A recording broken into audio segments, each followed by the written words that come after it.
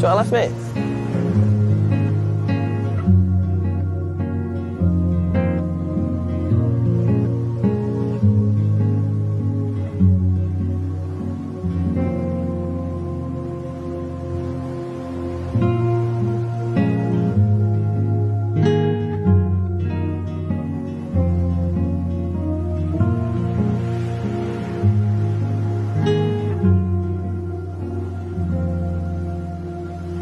You know, Davey, I think we should move to Mallorca.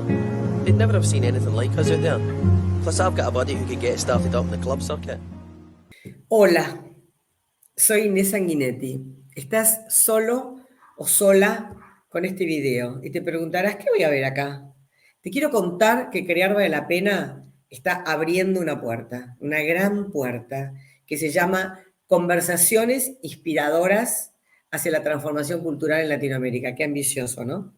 Se trata de un ciclo que vas a poder escuchar solo o sola en tu casa, de 4 encuentros que tienen un objetivo muy ambicioso y muy potente, que es dar a conocer nuestras voces inspiradoras en Latinoamérica, porque son discursos, no. Se apoyan en prácticas realmente innovativas. ¿Cuál es el problema? Son desconocidas estas prácticas. Los latinoamericanos nos encontramos en escenarios del mundo que no son Latinoamérica. Necesitamos hacer conocer algo que ha quedado silenciado, que son las voces de la transformación cultural en Latinoamérica, y también dar a conocer los procesos de transformación sociocultural desde herramientas muy innovadoras. Entonces, esta sinfonía de voces latinoamericanas que vamos a dar a conocer te va a poner a vos con más herramientas y en práctica de hacer cosas, como estos oradores hacen. Te vas a encontrar que este primero se llama la complejidad del cuerpo, emoción y pensamiento. Esta primera tiene preguntas que seguro que han aplicado alguna experiencia de tu vida. ¿De qué se trata la separación que nos afecta y nos hace tanto daño entre las emociones por un lado, el cuerpo por el otro, el pensamiento por el otro? Ese fetichismo horrendo, que es decir, uy, el cuerpo es peligroso, ojito, porque con las emociones te estás equivocando. ¿De qué manera podemos integrar y generar culturas de bienestar que tengan abordajes holísticos? ¿Cómo podemos potenciar esos mundos? En otras palabras, vamos a explorar todas las conexiones que estas disyunciones nos han dejado desde prácticas e ideas que tienen que ver con el aprendizaje colaborativo y se van a abrir nuevos horizontes. Para empezar, entonces, voy a dejarlos con alguien que es la tejedora, la hiladora de estas voces. Se llama Silvana, es argentina, es coreógrafa, es bailarina, es gestora cultural, es académica en un lugar muy lejano del Cono Sur que se llama la Patagonia de Argentina. Te voy a dejar con México, Jimena. Jimena es médica, cirujana, filósofa, pero además, pensando en la danza y en el cuerpo, su especialidad es las ideas encarnadas, materializar ideas desde el cuerpo creativo. Vas a escuchar a Patricia Raquimán en Chile. Ella es una gran especialista en educación formal, pero también es una gran sabia de la cultura mapuche. Y ha introducido en ese mundo tan formal como la educación formal las prácticas pedagógicas, las didácticas del mundo mapuche. Y finalmente vas a escuchar a Karin de Perú.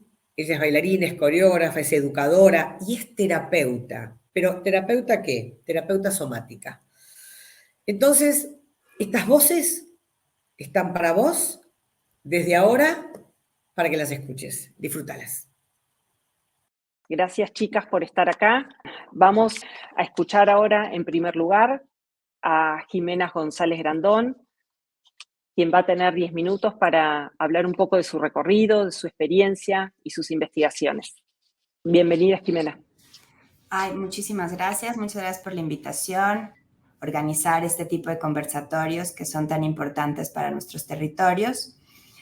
Quizás a mí, como lo que más me gustaría puntualizar es justamente cuál es el rol que le estamos dando a los cuerpos dentro del ámbito educativo, dentro de los procesos de aprendizaje. Pensar también a los cuerpos al menos en 3 grados de investigación. O sea, primero que nada, ese cuerpo subjetivo que siente, que se afecta con el mundo, pensar ese cuerpo que siente no solamente con los 5 sentidos aristotélicos, sino justamente pensar que pues hay un gran avance neurocientífico, empírico, que nos ha dado cuenta de que además de esos 5 sentidos, pues tenemos muchos otros, como son la propiocepción, como son la interocepción, como son el equilibrio, ¿no? Las posibilidades de movernos, la sinestesia. Entonces, pensar ese cuerpo así, ¿no? O sea, como todos esos otros sentidos que han sido tan poco utilizados en el ámbito educativo son en realidad vías de aprendizaje. Entonces, ¿cómo podríamos nosotros, por ejemplo, generar marcos curriculares que estuvieran pensando en el olfato, que estuvieran pensando en los dolores de la menstruación, ¿no? Los dolores que podemos tener en los senos antes de estar embarazadas o mientras estamos embarazadas, ¿no? O sea, cómo podemos meter, ¿no?, más temáticas, más problemáticas corporales de esta subjetividad a diseños curriculares, ¿no? Eso sería como la primera dimensión. La segunda dimensión es este cuerpo que siente, ¿no?, que tiene una experiencia subjetiva, pero que siempre va a estar en relación con un mundo, con un contexto, ¿no?, con un territorio. Entonces, en ese sentido, importa el contexto, ¿no? Importa que yo estoy en la Ciudad de México, una ciudad que tiene cuestiones maravillosas, pero que también tiene un aire muy contaminado, por ejemplo, ¿no? ¿Cómo va a influir ese aire contaminado en mis procesos de aprendizaje? ¿Cómo va a influir las brechas económicas que existen en este país, en donde hay gente muy rica, muy privilegiada y gente muy vulnerable, ¿no? Entonces, ¿cómo todos esos elementos también los metemos a pensar en este cuerpo dentro de la educación, ¿no? Entonces, esa sería como la relación cuerpo, atmósfera, cuerpo, materialidad ecológica. Y la tercera dimensión que me parece fundamental considerar, pues es el cuerpo en relación con la otredad, ¿no?, en relación con otros cuerpos. Los seres humanos somos altriciales, somos mamíferos, somos primates, eso es algo que no se nos puede olvidar. Y como primates, pues vivimos en colectividades. Si nuestra cuidadora primaria, si nuestra madre, nuestra abuelita, nuestro padre o quien funja como ese cuidador primario se desaparece cuando nosotros nacemos, pues las probabilidades de sobrevivencia que tenemos son prácticamente nulas, ¿no? ¿Por qué? Porque necesitamos a los otros, necesitamos amamantar, necesitamos las caricias, necesitamos los cantos, necesitamos el lenguaje, ¿no? Y todo eso ocurre en comunidad. Entonces, pensar a los cuerpos es pensar eso, en cuerpos sensoriales, en cuerpos que interactúan con un mundo material y en cuerpos que interactúan con contextos sociales, con contextos comunitarios. Entonces, creo que eso también nos lleva a este cuerpo emocional, a este cuerpo que se afecta. Y que sí, por mucho tiempo las emociones, los afectos han estado como muy fuera de pues lo que se llamó el imperio del conocimiento, ¿no? De alguna manera la epistemología, ¿no?, ese halago que se le da a un saber, pues estaba siempre planteado en estos mundos más patriarcales, en donde lo que importaba era la razón, ¿no? Esa cognición conceptual, aunque no tiene carne, que no tiene sensaciones, que no tiene sentimientos. Lo bueno es que hace ya más de 50 años, más o menos, nos empezamos a dar cuenta que no hay cognición, no hay pensamiento, no hay razonamiento, no hay proceso inductivo que no esté empapado de emociones.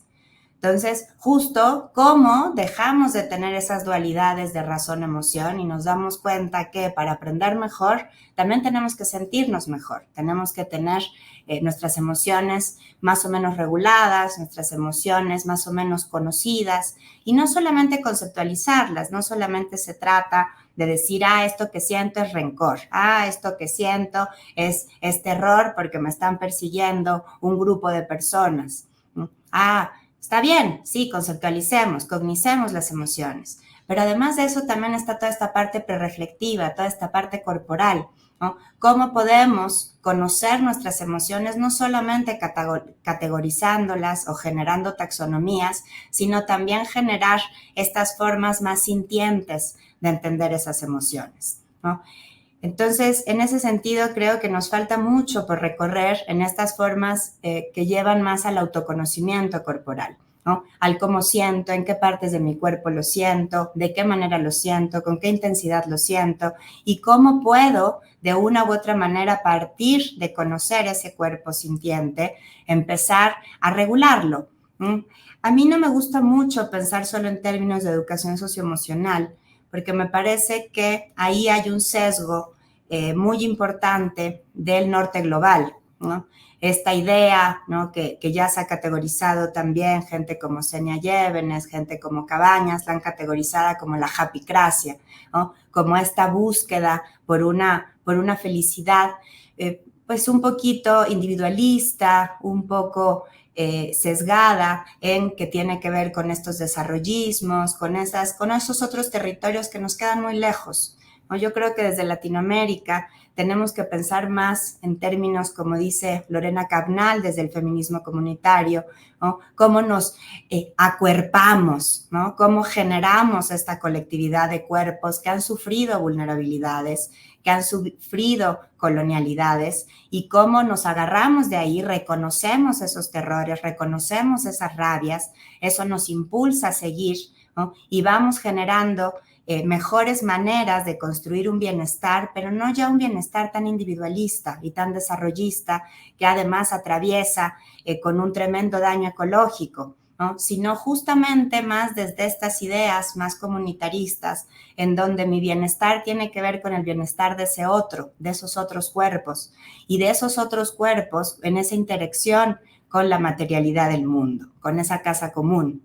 Entonces, creo que esas son las maneras en las que a mí me gustaría como empezar a meter más las emociones, los afectos, los cuerpos, ¿no? Dentro de las discusiones educativas y quizá no solo en el terreno de lo educativo, ¿no? Sino también en el terreno de la salud, ¿no? Del bienestar en general, ¿no? De ámbitos más terapéuticos, en donde sea necesario justamente considerar estas tres dimensiones de nuestra corporeidad, ¿no? Y siempre pensando en términos de que el territorio importa, ¿no? O sea, no se trata solamente de, ay, ahora voy a ser muy feliz, ¿no? Y ya todo va a ser perfecto, ¿no? Esas felicidades vacías tampoco son lo que necesitamos. Necesitamos felicidades que vengan de muchas veces de lo traumático, muchas veces del dolor, muchas veces que provengan de haber sufrido ciertas cosas, ¿no? Como estos movimientos latinoamericanos, como son la digna rabia, ¿no? Claro que hay que enojarse, ¿no? Es muy importante, el estímulo del enojo es fundamental. No hay que quedarnos ahí, porque si nos quedamos en ese enojo, también empezamos a dañar también nuestro cuerpo, a enfermarnos. Pero sí es importante reconocer la importancia de no solo pensar en una sola emoción, en un solo afecto, como el único necesario, ¿no? Somos seres humanos sintientes que requerimos toda esa gama de emocionalidad para sentirnos vivos, para aprender mejor y sobre todo pues, para transformar esta vida en un mundo mejor, en un mundo más colectivo, en un mundo más solidario. Entonces, creo que esa sería mi primera aportación, ¿no? El cómo vamos metiendo este cuerpo a los ámbitos educativos, a todas las cuestiones más terapéuticas, ¿no? Cómo nos hacemos más cargo de pensar desde nuestros cuerpos, desde sentir desde nuestros cuerpos y dejar de tener esta idea de un cuerpo pasivo, sedentario, que solo escucha, solo acata órdenes, ¿no? Y más bien cómo generamos más agencia de esos cuerpos y investigamos más acerca de la importancia de estar encarnados, corporizados, en movimiento, ¿no? Generando experiencias estéticas, generando experiencias sensibles. Muchas gracias. Gracias, Jime. Gracias, Jime. Muy completo, muy claro, muy conciso. Gracias. Vamos a darle ahora pie a Patricia Raquimán Ortega. Ella nos va a estar ahora, las vamos a estar escuchando los próximos 10 minutos. Gracias, Patri. Muchas gracias, Silvana, muchas gracias a todos, a todas por la invitación y por tener la posibilidad de compartir reflexiones, experiencias en relación al tema que nos convoca. Lo primero, quiero que vean un video muy cortito y vamos a ir dialogando en torno a las imágenes que nos van presentando.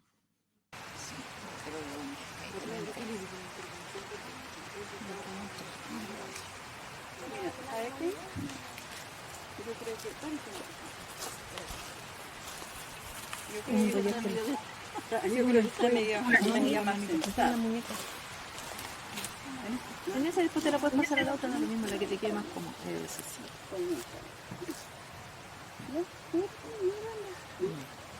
Yo voy a dejar la miranda.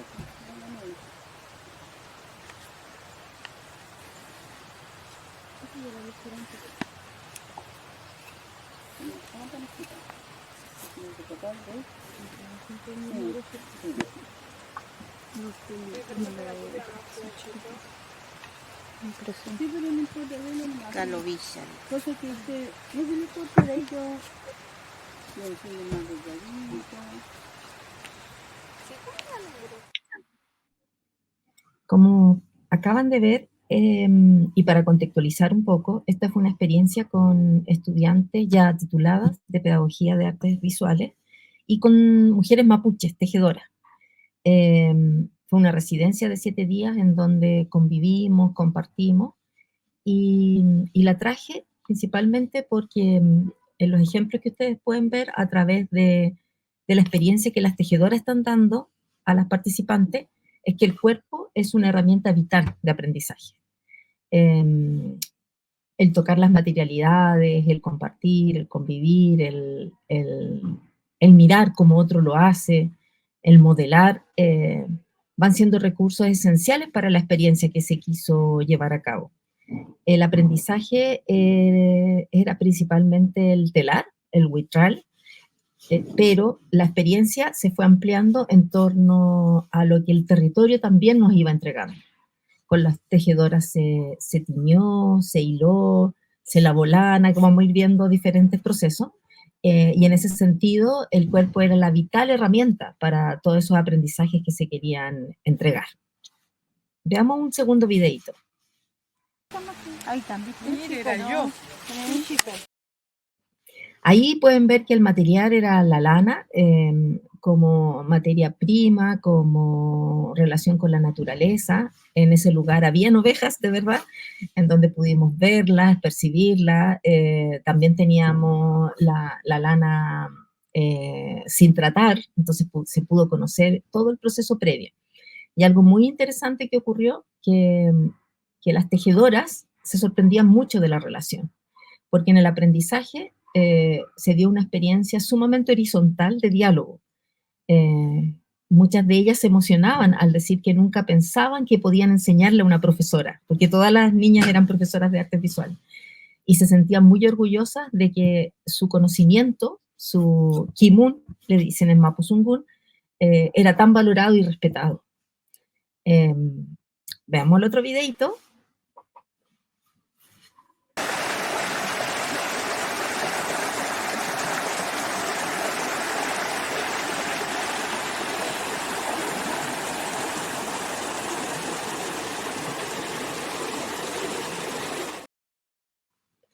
También había una relación directa con el lugar, cómo se sentía ese lugar, a través de los sonidos, del agua, de los pájaros, del olor.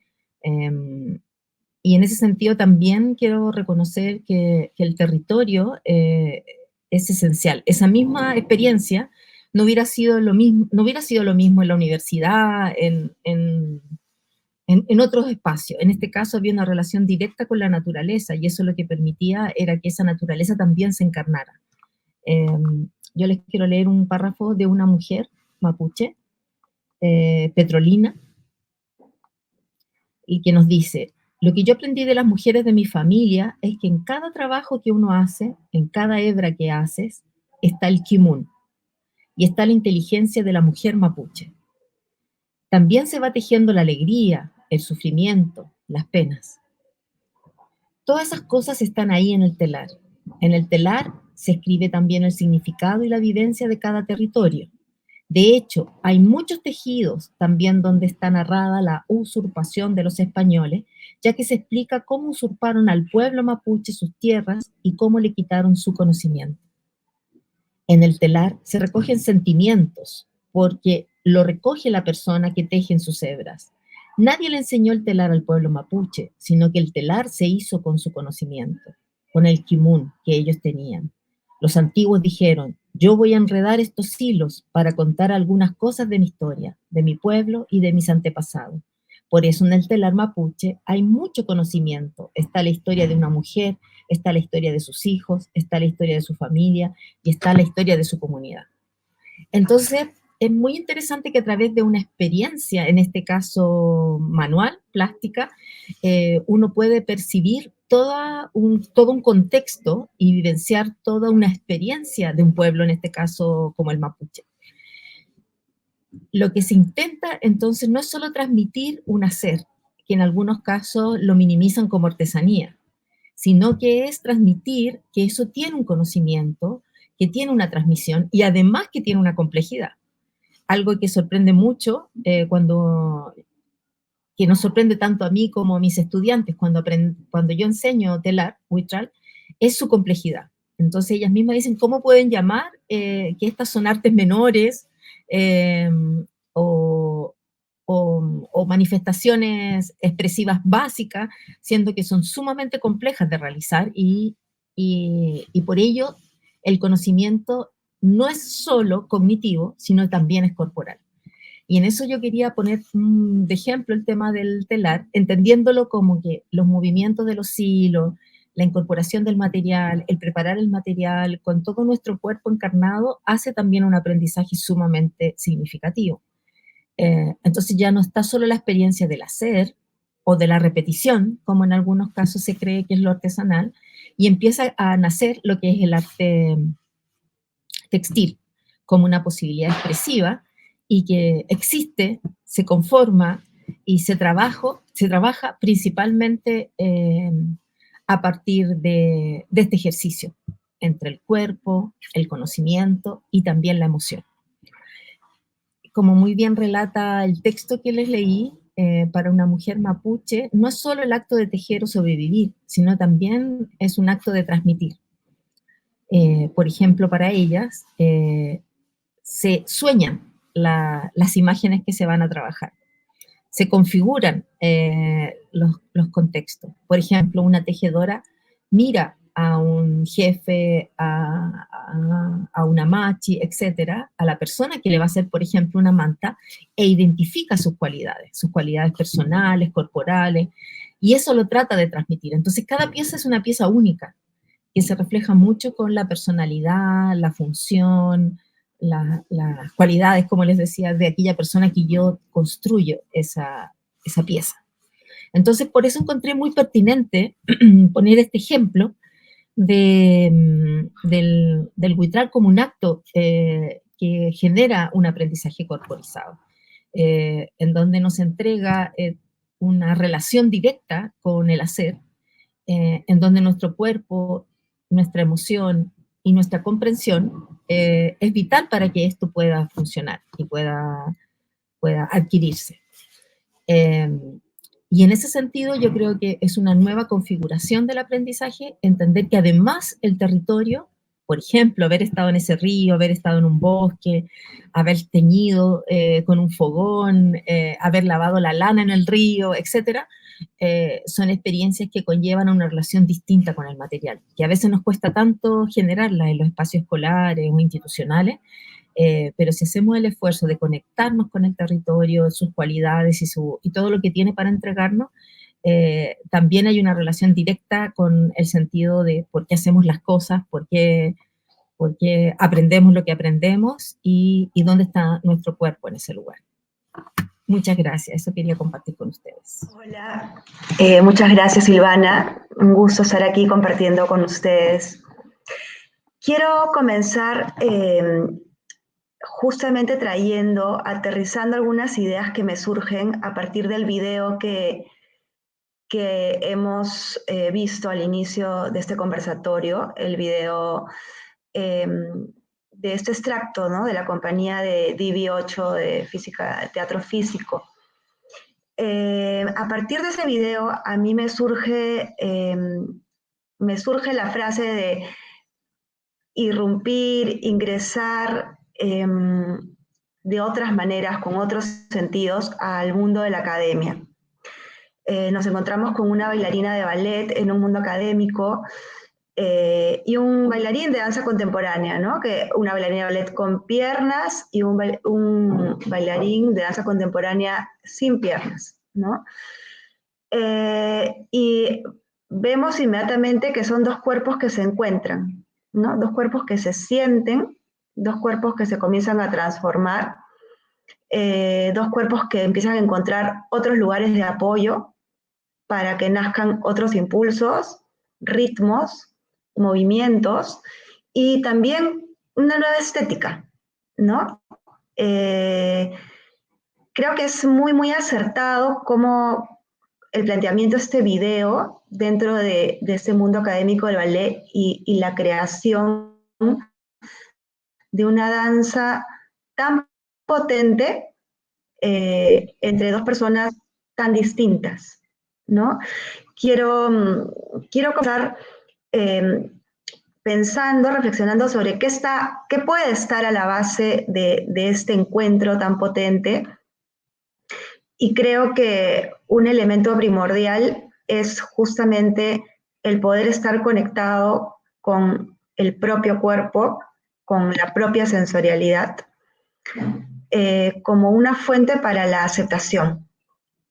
Lo que vemos ahí no es algo que, digamos, puede darse de manera fácil sin todo un trabajo previo de un entrenamiento corporal fuerte para ambos bailarines, pero que no podría darse si es que las dos personas no han entrado en un proceso de escucha a sí mismos, ¿no?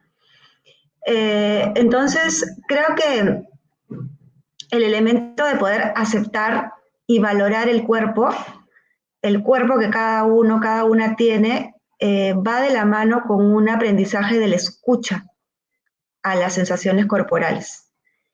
Desde el mundo de donde yo provengo, el estudio de la educación somática, la fuente principal de abordaje para el movimiento es la escucha de las sensaciones, ¿no? Y desde ahí el reconocimiento de cómo estoy, cuál es mi grado de confort o de disconfort y cómo puedo regular ese estado que tengo frente a mis demandas internas y las demandas del entorno.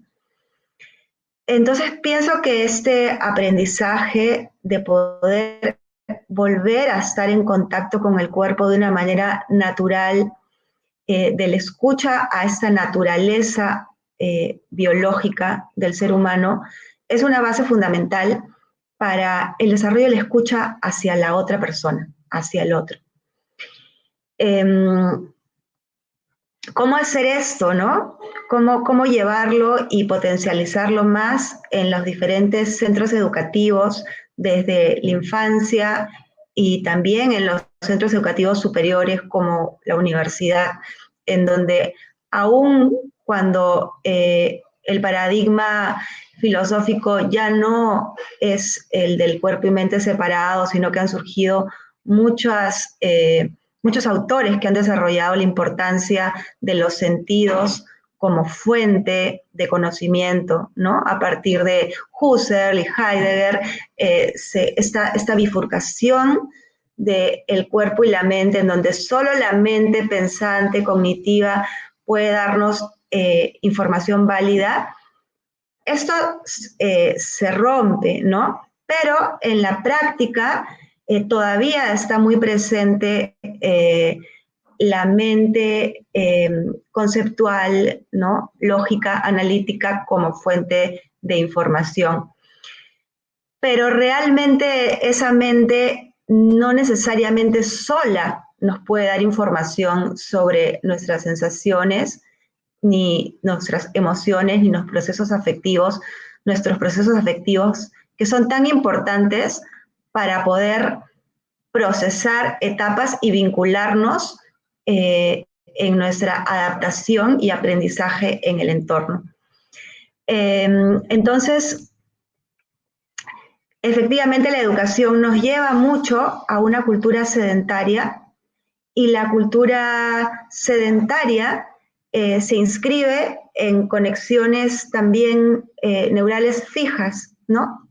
El sedentarismo obedece a ciertas conexiones sensomotoras que van a limitar la cantidad de pensamientos y afectos en nuestra vida personal, ¿no? Y realmente cuando hablamos del desarrollo de un ser humano, estamos hablando que el desarrollo implica mucho más aspectos que solamente un desarrollo académico o conceptual, ¿no? Entonces quería comenzar mencionando esto y la importancia de volver a las sensaciones como una fuente primaria para el desarrollo del esquema corporal, de la autoimagen, del autoconocimiento y de la autoestima. Por supuesto, es un proceso, no es un aprendizaje que ocurre de la noche a la mañana, pero se convierte en un modo de relacionarse con uno mismo y con el entorno. Desde la educación somática se trabaja considerando al cuerpo no como un objeto visible, observable y definible como en un libro, sino dándole énfasis a un cuerpo que se puede sentir, a un cuerpo que se puede percibir y a un cuerpo que está en una transformación biológica y relacional continua. Entonces volvemos a habitar el cuerpo como un espacio que es parte de una naturaleza mayor. Y esos son elementos muy importantes que nos llevan a bajar la velocidad, a abrir nuestra escucha, a desarrollar nuestra atención hacia el interior para relacionarnos hacia afuera desde una mayor consistencia y conciencia. Dentro de esta escucha al cuerpo, la respiración es un elemento primordial, es un elemento que podemos palpar como movimiento interno continuo y que genera transformaciones tanto a nivel de sensaciones, emociones, pensamientos, ¿no? La respiración está muy desarrollada en, digamos, lo que son las prácticas orientales, como la meditación o el yoga o alguna otra práctica oriental, pero desde el occidente también se viene incluyendo a través de, en este caso, lo que quiero mencionar, el campo de la educación somática, ¿no? Ese campo interesado en las relaciones dinámicas entre la conciencia, el cuerpo, el entorno y el aprendizaje. En ese sentido, me interesa cerrar esta pequeña exposición digamos que trayendo nuevamente mi sensación y mi percepción y mi emoción al ver el video de DV8. Cuando yo veo ese video, yo me emociono. Me emociono porque me siento incluida. Porque cuando veo que hay una danza que está incluyendo la diversidad, hay algo intrínseco a nivel celular en donde yo me siento parte de y me siento incluida. Entonces, creo que el acercamiento al cuerpo sintiente es una manera de poder no solo observarse y conocerse, escucharse, sino también abrir la ventana de escucha hacia otras personas, hacia la diversidad, y creo que ese es el camino para el vínculo y para el sostén de la comunidad. Gracias. Para seguir desarrollando. A mí no me daban las manos para tomar nota y ver de qué manera ir intercomunicando o ir articulando toda esta información que fueron cada una desde su ámbito, desde su historia, de su experiencia, haciendo esos recorridos, ¿no? Escuchando a la Jimena hablar del cuerpo y hablar de los sentidos, de esos otros sentidos que no figuran en digamos, en la currícula, en la formación académica convencional o en la formación, en las instancias formativas que nosotros venimos ya acarreando hace varios años, que nos conecta directamente con todas las investigaciones de neurociencias que vienen apareciendo, ¿no? La importancia del movimiento. Por otro lado, Patricia, con sus videos y con su experiencia de residencia, poniendo sobre el tapete el contexto, en qué ámbito nosotros estamos aprendiendo, ¿no? ¿Cómo es ese lugar, cómo es ese espacio y de quién? ¿Cuáles son los referentes? Yo creo que, o venimos viendo que lo que está pasando en educación además es que nos faltan modelos, nos faltan referentes.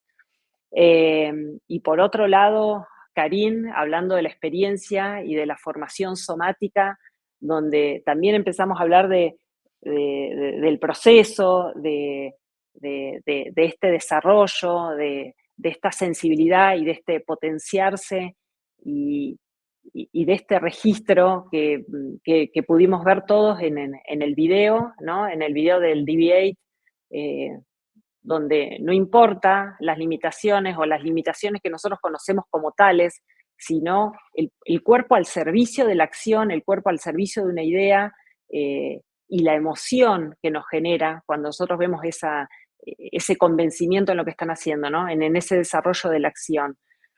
Me parece que esto da para hablar muchísimo. Quisiera también escucharla un poco a ustedes, que se escucharon a ustedes mismas, qué tipo de vinculación y articulación hacen ustedes. No sé, Jime, que habló primero, ¿querés decir algo? Bueno, me parece, me encanta que todas estemos un poco en las mismas, pues con las mismas disyuntivas, ¿no? Que todas estemos viendo ese problema que hay, pero estemos haciendo cosas propositivas. Y también creo que recupero mucho esta cuestión de la metáfora del tejido, ¿no? O sea, porque creo que ahí, además de la materialidad que implica, pues justo habla de este comunitarismo, ¿no? De algo que haces con el cuerpo, ¿no? Algo que haces de manera comunitaria y que vas generando este tejido que además es algo útil, ¿no? O sea, que no es nada más estar haciendo cosas por estarlas haciendo, pero que se vuelve también un tejido de afectos, ¿no? Porque además de estar tejiendo, pues tú estás conversando, ¿no? Estás compartiendo, ¿no? Te estás afectando por lo que te dicen los demás. Entonces, me parece como una manera de ejemplificar hacia donde voy yo, ¿no? Y hacia donde me gustaría que fuera este reconocimiento de los cuerpos dentro del ámbito educativo, ¿no? Entonces, me preguntaba un poco en ese sentido, o sea, está muy bien, por eso sigue estando como fuera, ¿no? O sea, es incluso el entorno, pues es un entorno de naturaleza, o sea, nosotros hemos visto acá, tenemos un proyecto donde medimos la empatía entre estudiantes y profesores, y por ejemplo es bien bonito que ponemos unas pulseras que detectan algunos datos fisiológicos, y es hermoso que cuando los docentes sacan a los estudiantes a un entorno ecológico, ¿no? Cómo se nos activan las pulseritas, ¿no? Entonces, como que también es plantearlo así, ¿no? O sea, ¿cómo podríamos pues, romper un poco con estas estructuras de sedentarismo, como decía Karine, ¿no? O sea, ¿cómo podríamos eso? O sea, de plano llegar a las instituciones educativas y decir, a ver, o sea, una vez por semana tienen que ir al pasto, ¿no? O sea, una vez por semana tienen que hacer un tejido comunitario, o sea, como, porque está muy padre, pero justo cómo lo institucionalizamos, ¿no? O sea, cómo no lo dejamos solamente en la fenomenología de Husserl, Heidegger, de Maxine Chis Johnstone, ¿no? Sino y cómo lo llevamos a nuestros ámbitos educativos, ¿no? Yo lo pienso mucho como el horror de los salones, ¿no? O sea, seguimos teniendo los mismos salones desde hace, no sé, 200 años, ¿no? O sea, no ha habido, nos seguimos sentando, seguimos teniendo nuestro pupitre, ¿no? O sea, ni siquiera hay esta onda de ponerlos en herradura, ¿no? O que haya esta, por ejemplo, estábamos viendo las cuestiones de las lecciones que están haciendo en Japón y en Inglaterra, el estudio de las lecciones, y es bien interesante cómo ya invadieron las aulas, ¿no? Entonces, en este sentido ya hay, ¿no? Una ergonomía en donde a fuerza tienes que llegar al 4, ¿no? Ya no hay pupitres individuales, ni de parejas, sino son 4. Entonces, llegas tú al 4, ¿no? Y ahí respetan mucho el desarrollo, ¿no? Esta onda muy vygotskiana del desarrollo proximal. Entonces, en el equipo, pues va a haber alguien que tiene un poco de conocimientos en ciertos temas, pero que también es solidario y le ayuda al otro. Y entonces, de pronto, el docente ya se vuelve un observador, ¿no? Ya se vuelve genuinamente alguien que solo acompaña el conocimiento, ¿no? Pone desafíos, pone problemas contextuales, territoriales, que nos influyen a nosotros, que nos atraviesan nuestra carne. Entonces, me quedaba un poco en ese sentido, ¿no? ¿Cómo podríamos estas prácticas que nos muestra Patricia en el video, ¿no? ¿Cómo algo así podríamos institucionalizarlo dentro de los ámbitos educativos latinoamericanos? Con eso partiría. Gracias, Jime. Patri, ¿querés agregar algo? Sí, me gustaría, en relación a lo que nos plantea Jimena, que el incorporar estrategias que puedan resonar, relacionarse con los espacios, bueno, este era igual un lugar idílico, así, maravilloso, teníamos bosque, un río, etcétera, pero yo creo que igual el mero ejercicio de salir a los patios, al vecindario, o al revés también, que el colegio sea menos enclaustrado y que pueda ser más permeable sus paredes, por ejemplo, invitando a la comunidad. Creo que cuando uno habla de los territorios encarnados, también son las personas, no solo los lugares físicos, y en ese sentido, por ejemplo, incorporar al artesano local, a la persona que a lo mejor le gusta cocinar, o etcétera, distintos oficios, pero a su vez también a las profesiones, a lo mejor al veterinario del barrio, o al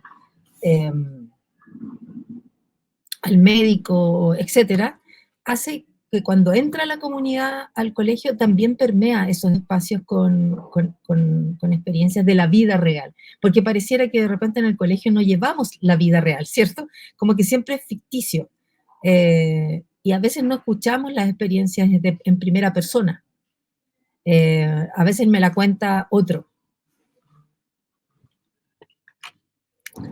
Entonces, en ese sentido, cuando otro me cuenta,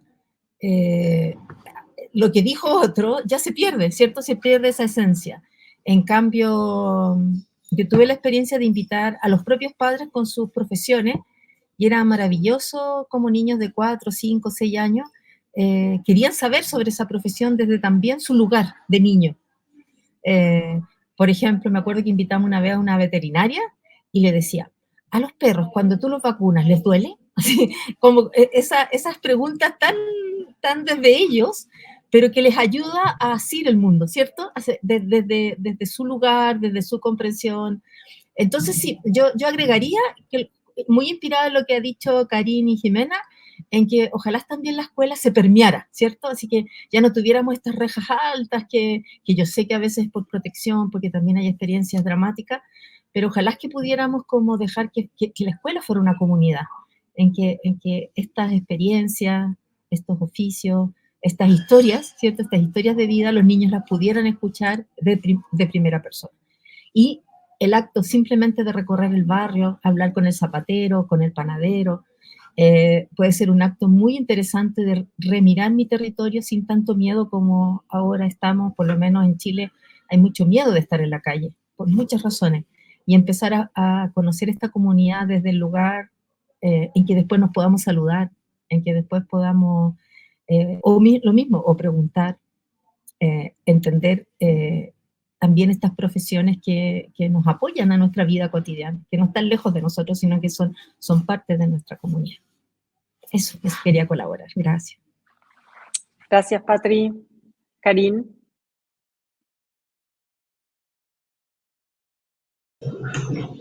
Gracias, Silvana. Sí, bueno, muy también de la mano de lo que están diciendo Jimena y Patricia, ¿no? Creo que es una labor que nos toca justamente hacer esas integraciones, ¿no? Ser como agentes que podamos de alguna manera difundir para empezar, ¿no? Porque yo creo que si se comienza a difundir esta información, estas prácticas, se va uno a uno, ¿no? También haciendo comunidad en esa dirección. Aquí había un educador somático, bueno, norteamericano, pero que fue pionero acá en Perú, Tomás Rauser, todavía vive, ahora está en la selva, pero él tenía este proyecto de hace muchos años que era cambiar la malla curricular y el curso de educación física del colegio por un curso de educación física interior, ¿no?